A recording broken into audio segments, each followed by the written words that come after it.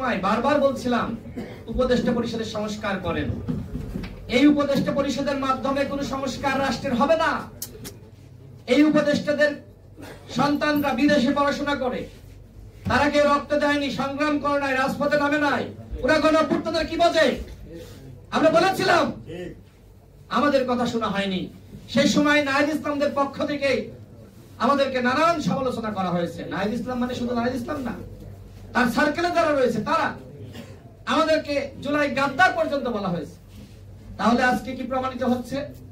নাহিদ ইসলামের বক্তব্যের মাধ্যমে প্রমাণিত হচ্ছে তারা ভুল ছিলেন আর আমরা সঠিক ছিলাম।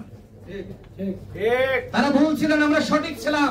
আমি নাহিদ ইসলামকে বলতে চাই, কোন উপদেষ্টা জুলাই গাদ্দার তার নাম প্রকাশ করেন। এখন কি তাহলে আপনার কথা শুনছে না? আপনার নির্দেশনা মানছে না?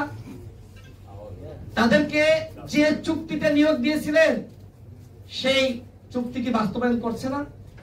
এই জন্য কি এখন বলছেন যে তারা জাতির সাথে প্রতারণা করছে? কিন্তু আমরা যখন সংস্কারের কথা বলেছিলাম তখন কেন সংস্কার করলেন না? আপনিও তো উপদেষ্টা ছিলেন। এদেশের জনগণ আপনার উপর দায়িত্ব দিয়েছিল যে আপনি সংস্কার করবেন, বিচার করবেন। প্রধান উপদেষ্টার পরে আপনি সব থেকে ক্ষমতাশালী ছিলেন। আপনি পদত্যাগ কেন করলেন? আজকে যে সংস্কার হচ্ছে না, এত মানুষ জীবন দিল, প্রাণ দিল, এত রক্তহানি, আমাদের কি সংস্কারের জন্য আরেকটি গণঅভ্যুত্থান করতে হবে? তাহলে কি দেশের মানুষ 10 বছর 15 বছর পর পর শুধু জীবনই দান করে যাবে?